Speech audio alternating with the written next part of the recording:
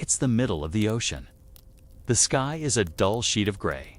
Waves pound the wooden hull, and a crew of exhausted sailors rush across the deck. Suddenly, a loud crack splits the air like thunder. A mast has snapped, the sails collapse, and the ship begins to list dangerously. In the middle of nowhere, with no harbor in sight, one question becomes life or death. How do you fix a ship when you re-still at sea? Most of us imagine sailors simply enduring until they reach a port, but the truth is far more brutal and fascinating. Out on the open water, hundreds or even thousands of miles away from land, ships had to be their own workshops, hospitals, and lifeboats all at once. The survival of the crew depended on their ability to perform emergency repairs under terrifying conditions. This isn't just about ropes and planks, it's about ingenuity, courage, and sometimes sheer desperation. And the secrets of how they did it might surprise you. Before we dive into this hidden world of mid-voyage ship repairs, take a quick second to subscribe. And leave a like. It helps more than you can imagine and keeps these stories alive on this channel. Now, let's step into the world where every storm could tear your home apart. And your only hope was the skill of the men holding it together. When a ship sailed into the open sea, she became both fortress and prison. The nearest carpenter's shop might be weeks away. So captains prepared their crews like surgeons preparing for war, stocking repair materials the way armies stock ammunition. Coils of spare rope, barrels of pitch, bundles of planks, iron nails, sheets of lead, even entire spare sails and spars were tucked into hidden corners. It was not luxury, it was survival. And yet, no matter how much you prepared, the ocean always found new ways to break you. The most feared kind of damage was to the hull. A hole beneath the waterline could mean drowning in hours, sometimes minutes.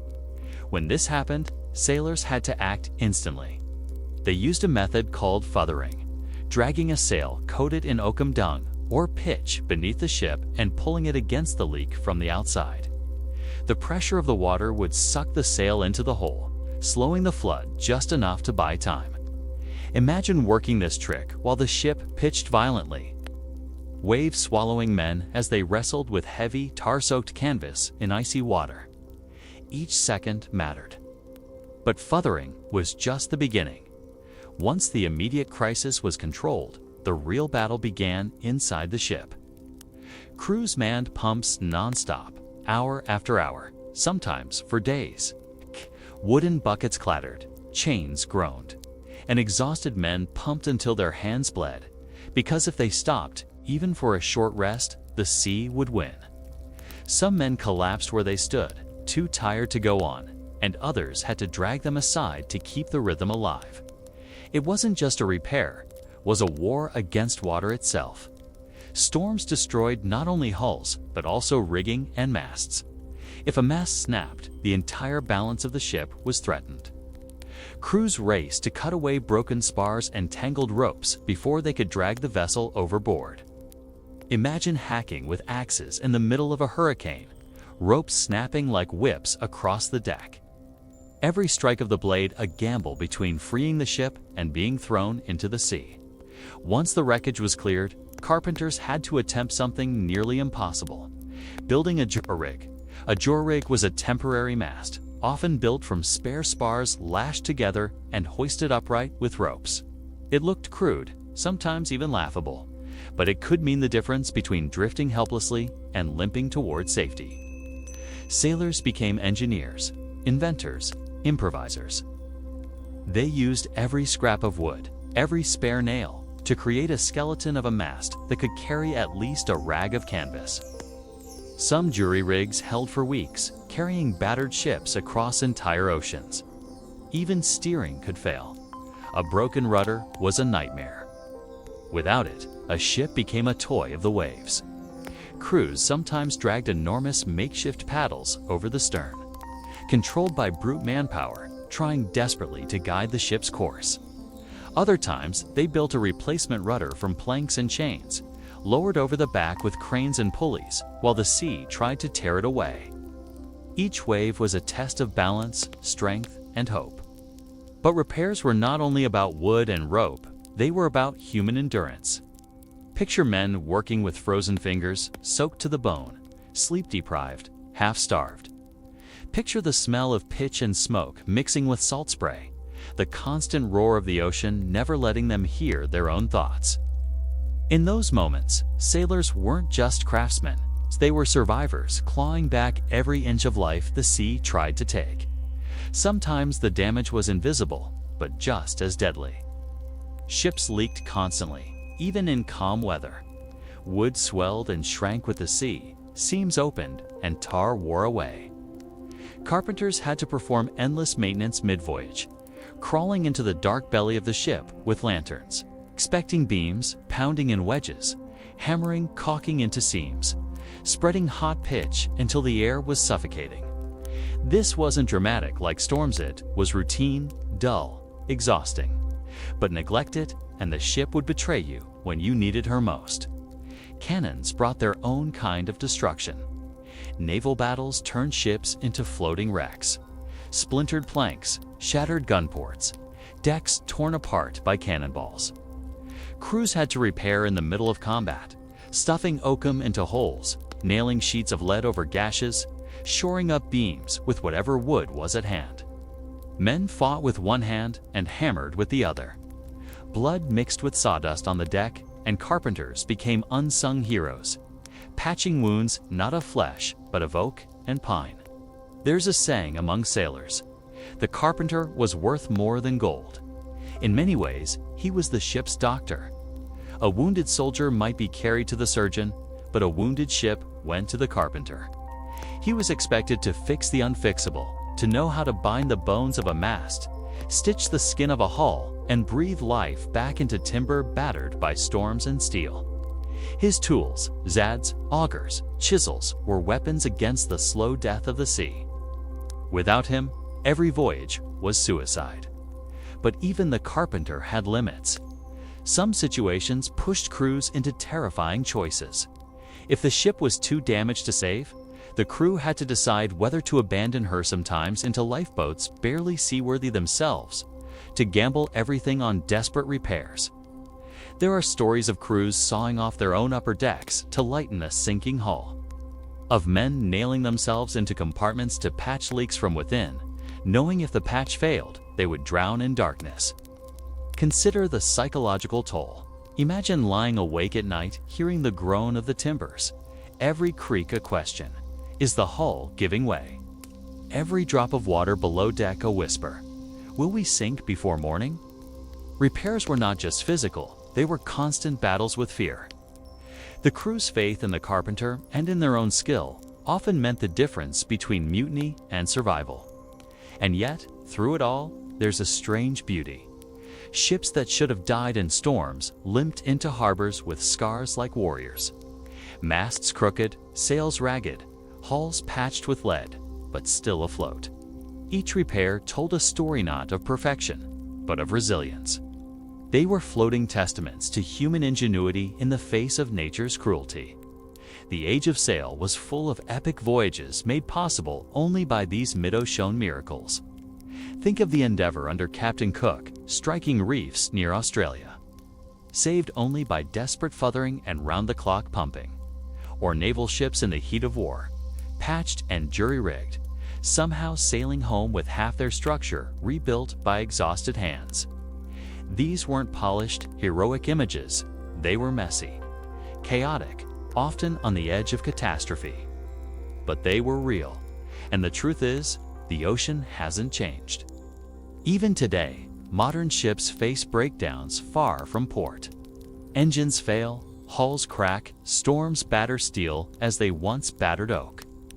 The methods may be different: welding instead of hammering, mechanical pumps instead of hand cranks, but the principle is the same. At sea, you fix or you die. So when we think about life aboard these ancient vessels, we shouldn't just imagine sails billowing proudly or cannons thundering in glory. We should imagine the carpenters sweating in the dark, men hauling tarred sails beneath the hull, exhausted sailors dragging broken masts into place. We should imagine the quiet, desperate repairs that no ballad ever sang, but that kept the voyage alive. Because in the end, every great journey across the sea was made not only by courage and command, but by the stubborn, ingenious fight to hold a broken ship together plank by plank until land appeared again on the horizon. If you think about it, every voyage across an ocean was like gambling with fate. Ships were massive, impressive machines, but they were still just bundles of wood and rope lashed together, floating in a world designed to tear them apart. And when things went wrong, the crew didn't just need strength. They needed creativity. Because repairs at sea weren't about having the perfect tool or the right material. They were about making do with what you had right then, in the middle of chaos. One of the most overlooked challenges was fire. Yes, fire at sea. It sounds like a contradiction, but ships were tinderboxes. A single spark in the galley, a knocked-over lantern, or a stray cannon blast could ignite ropes, sails, and tar. If flames spread, the ship was doomed. Sailors fought fires with buckets of seawater, sometimes hacking apart burning timbers with axes to stop the spread. But here's the chilling part. Once the fire was out, the damage still had to be repaired. Blackened beams weakened the structure. Scorched planks could no longer keep out the sea. Crews sometimes had to rebuild entire sections of the deck while still sailing, hammering new boards over charred ruins. Imagine the smell of burnt wood mixing with salt spray, a reminder of how close death had come. Then there was rot, the slow, invisible enemy. Unlike storms or cannonballs, rot didn't strike suddenly. It crept in, hidden inside beams and planks, weakening them from within. Carpenters would probe timbers with knives or mallets, listening for hollow sounds. If rot was found mid-voyage, the only option was to cut it out and reinforce the wound. Wedges, bolts, and iron straps might hold things together temporarily. But sometimes the discovery of rot led to despair, because nothing could be done until land was reached. The crew would sail on, knowing their ship carried a silent killer within her bones. And let's not forget the sails themselves, the lungs of the ship. Torn canvas meant lost speed, lost maneuverability, lost hope. Sailmakers were crucial members of the crew, and their workshop wasn't some cozy corner on shore. It was the deck itself, with fabric spread wide under the open sky, needles the size of daggers pulling thick thread through heavy canvas. Repairs had to be fast, often in brutal weather, stitching under flickering lanterns, hands numb with cold. Sometimes sails were patched so many times they looked like patchwork quilts. Each scar a record of storms survived. Even ropes, those simple lifelines of the ship, were fragile in their own way. Salt water stiffened them, constant strain frayed them. Rope walks on land could spin new lines, but at sea, sailors had to splice old ones together.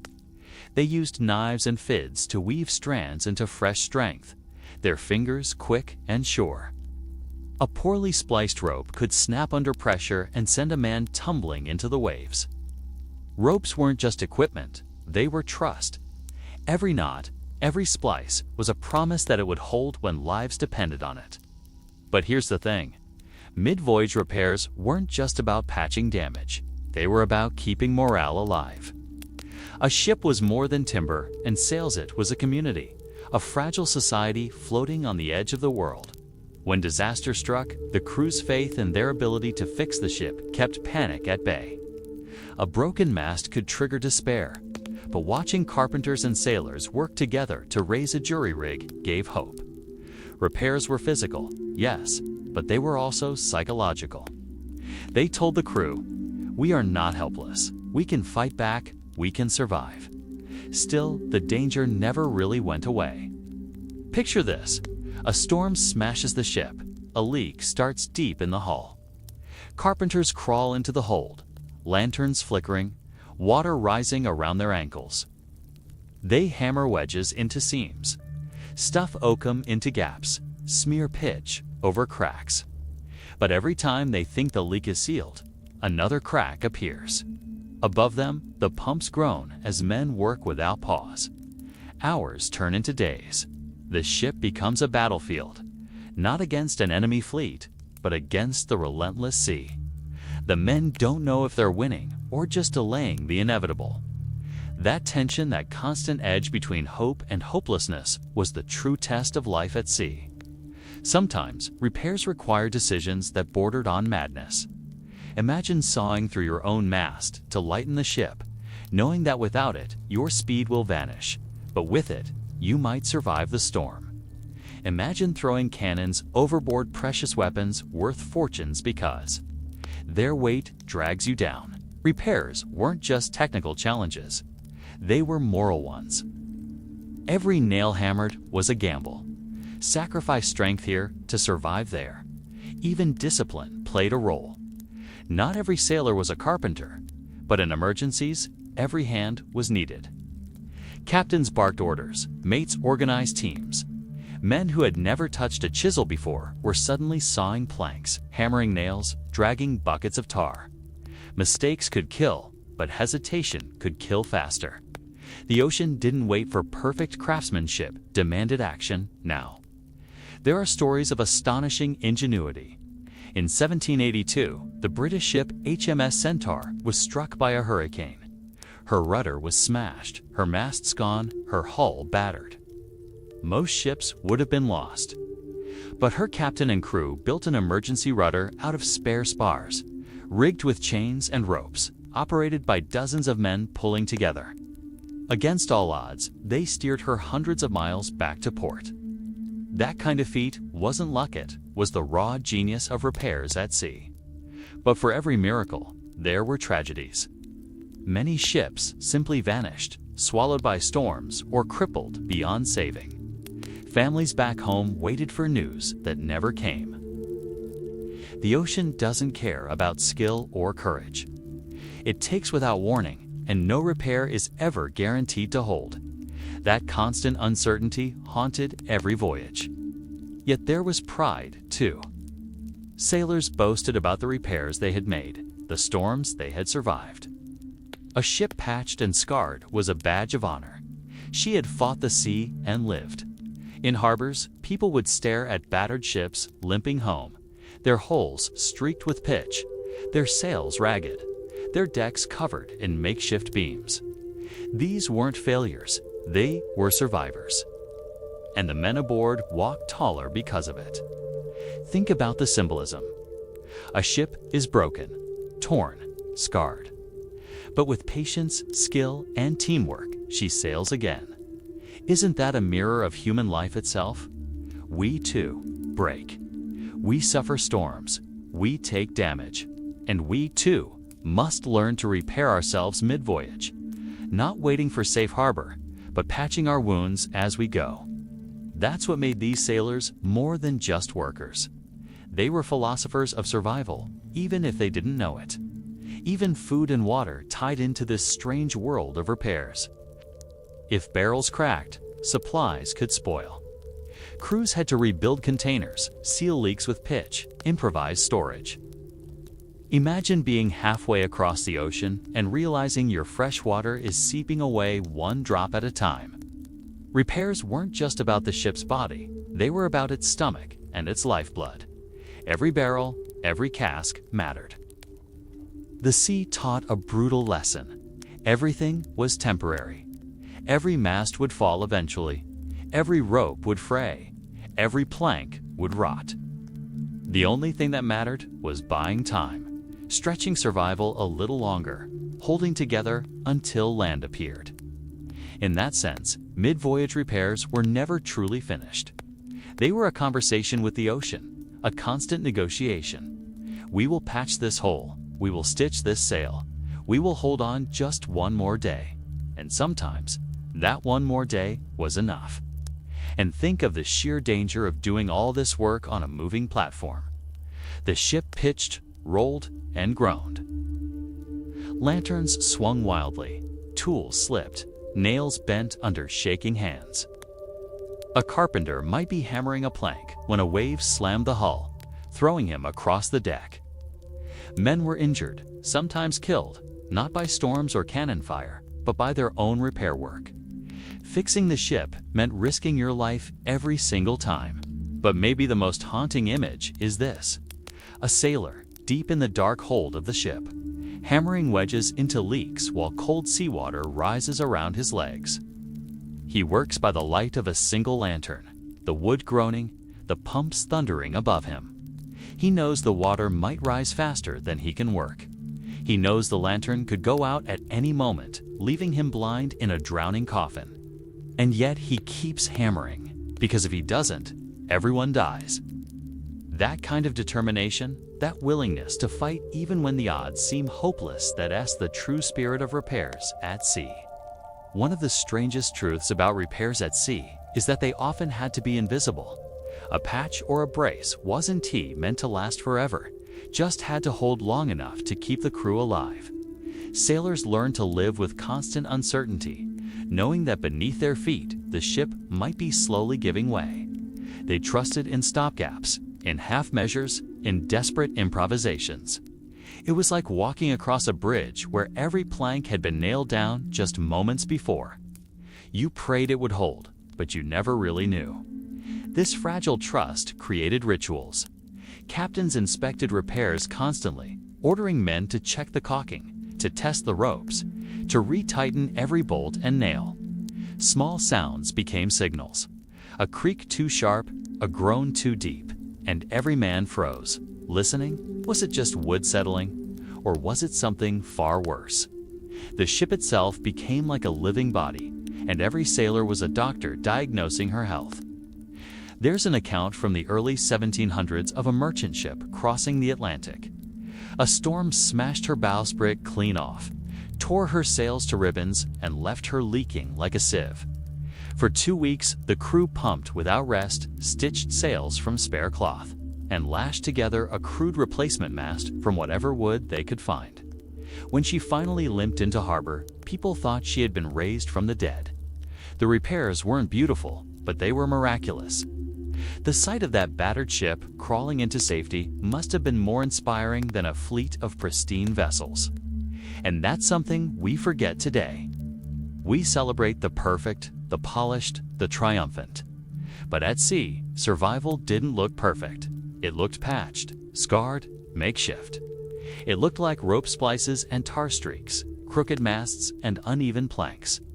Repairs at sea were messy, improvised, even ugly, but they were beautiful in their own way because they meant life. Think about the carpenter again. His job never ended. On calm days, he inspected beams and replaced bolts. During storms, he risked his life with every swing of his hammer.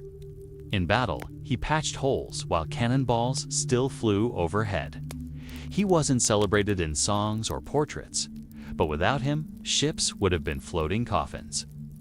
The irony is that the most important work on a ship often went unseen. While captains stood proudly on deck and gunners roared their cannons, the carpenter worked in shadows, with sweat and tar, holding everything together. Sometimes the crew themselves became part of the repairs. There are stories of men holding planks in place with their own bodies, bracing leaks until nails could be hammered in. Others formed human chains, passing buckets of water, tar, or pitch in endless rhythm. Repairs at sea weren't just technical fixes, they were acts of collective willpower. Everyone became part of the solution because failure meant death for all. But here's the most haunting question: how many ships didn't make it? For every miraculous survival, there were dozens lost. Storms that broke ships in half, leaks too great to be patched, fires that consumed everything. Those stories rarely reached the shore, swallowed by silence. And maybe that's why the stories of survival shine so brightly, because they were exceptions, victories snatched from the jaws of an unforgiving sea. It's easy, sitting on land, to underestimate the courage of these men. To us, fixing a leak means calling a plumber. Fixing a roof means calling a contractor. For them, fixing a leak meant crawling into a dark hold while seawater poured in. Fixing a mast meant building a new one with your bare hands in a storm. Fixing a rudder meant inventing a whole new system of steering while waves crashed over the stern. Their repairs weren't convenience, they were life or death. And if we pull back and think about it, these repairs reveal something profound about the human spirit. We are fragile creatures surrounded by forces we can barely control.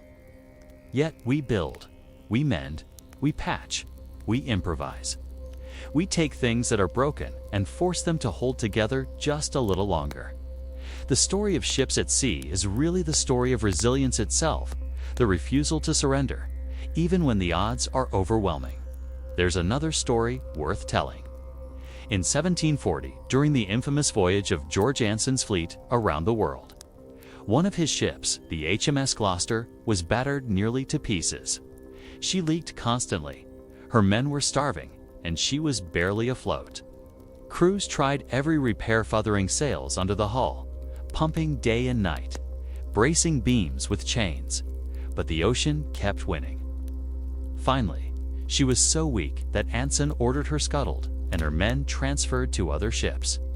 The repairs had failed. But here's the thing, even in failure, they bought time. Those desperate days of hammering and patching gave the crew just enough chance to be rescued. The repairs didn't save the ship, but they saved the men, and that's what truly mattered. Sometimes, the sea forced sailors into impossible choices. Do you repair the hull at the cost of losing speed? Or do you risk sinking in order to outrun an enemy? Do you cut away the mast to survive the storm, knowing you'll be helpless afterward?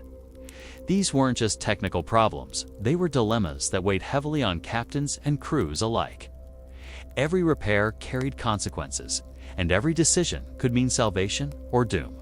And yet, despite the risks, despite the endless work, sailors returned to sea again and again.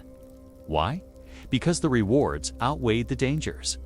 Trade, exploration, war all depended on ships. And ships, in turn, depended on their crew's ability to keep them alive. Mid-voyage repairs weren't just survival tactics. They were the backbone of empires, the hidden engine of history. Without them, there would have been no world trade, no global exploration, no naval wars. Every empire that ruled the seas did so not just with cannons and sails, but with carpenters and buckets of tar. In a way, the story of ship repairs at sea is the story of civilization itself. It's about facing the unknown, meeting disaster head-on, and refusing to give up. It's about humans patching the unpatchable, binding together the broken, and pressing on into the storm. And when you picture that, when you imagine a crew soaked and exhausted, hammering planks in the dark hold while the ocean roars around them, it's hard not to feel a sense of awe. These weren't superheroes. They were ordinary men with ordinary tools, facing extraordinary challenges. And somehow, against all odds, they often won. So next time you see an old ship in a museum or a painting of a grand vessel under sail, don't just admire her beauty. Think of the hidden scars, the repairs that kept her afloat, the desperate nights when men fought to hold her together. Every ship that made it home was a survivor, patched and mended, carrying the memory of battles with the sea etched into her timbers. And maybe that's the lesson for us today. We all sail through storms. We all break in one way or another. But like those old ships, we can be repaired. Not perfectly, not forever, but enough to keep going, enough to reach the next harbor, enough to survive. Because survival is never about being unbroken. It's about being repaired, again and again, until the voyage is done. So when you think about the age of sail, don't just remember the captains and the battles. Remember the carpenters, the sailmakers, the anonymous sailors with tar on their hands and salt in their eyes. Remember the invisible repairs that made everything else possible. That's the true story of ships at sea, not just of glory, but of endurance. Not just of triumph, but of survival. And in that survival, we see ourselves. If you found this story as gripping as I did, make sure to subscribe and join us for more untold tales of the sea.